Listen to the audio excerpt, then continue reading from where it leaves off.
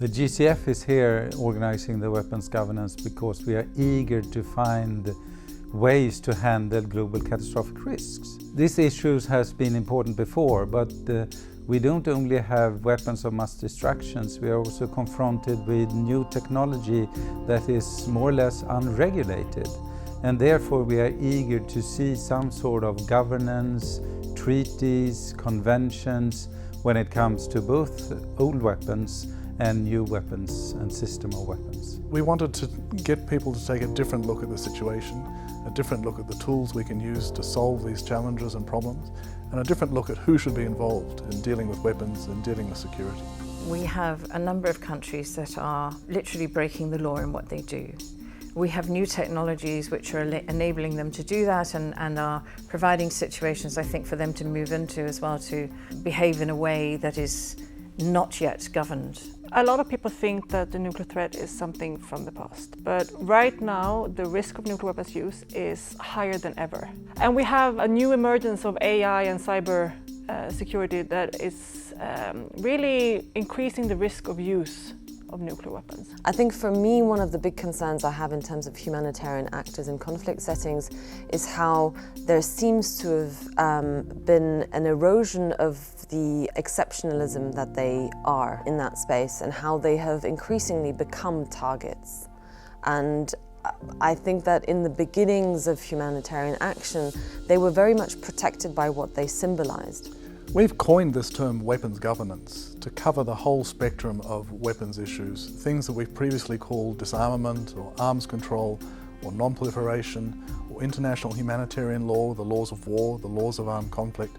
All these issues we thought would benefit from being discussed together instead of as separate issues. There is a lot of knowledge out there when it comes to global catastrophic risks in other fields, climate, environment, pandemics, and therefore we see what can we learn from each other.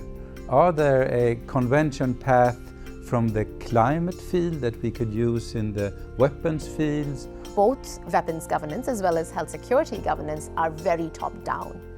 So compliance can sometimes become an issue, and one way to go around that is to combine that top-down approach with a bottoms-up approach. For example, what we see in climate governance by engaging people, communities that are affected, reaching out to think tanks, civil society, private sector, engaging them in advocacy, engaging them to make sure that they can keep the leaders accountable.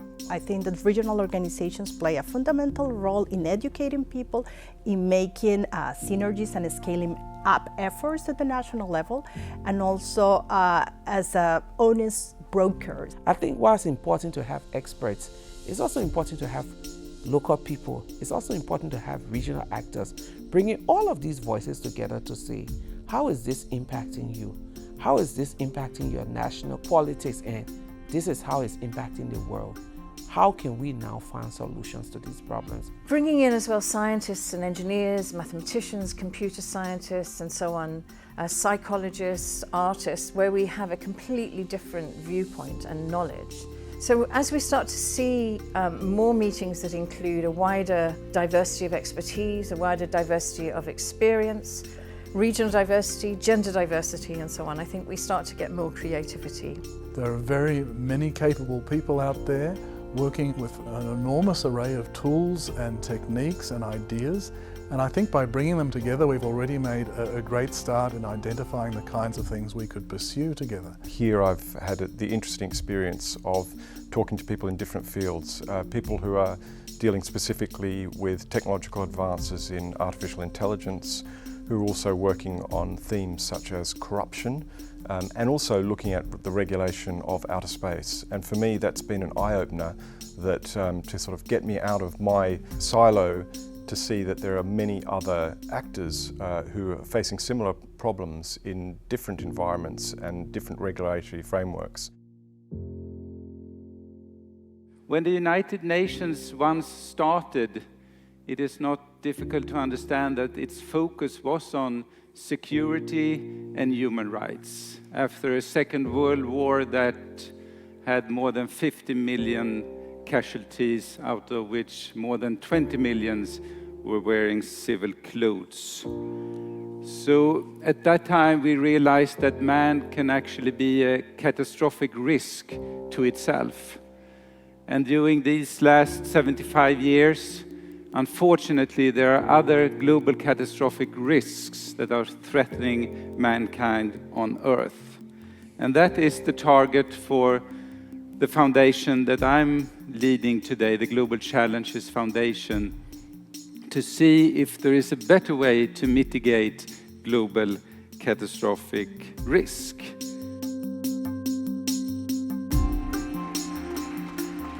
I'd really like to see us develop a kind of network of different approaches, different activities, not coordinated in one single way, but a network that reinforces itself. Different activities, different actors working on their own issues in their own way, but it all fits together to make a resilient network-based approach to governing these problems. The Global Challenge Foundation is open to support good ideas, new pathways, and I see a possibility that we will organize 1 or 2 groups that can refine their ideas and also point out ways where they want to come, and then we can support them during that work.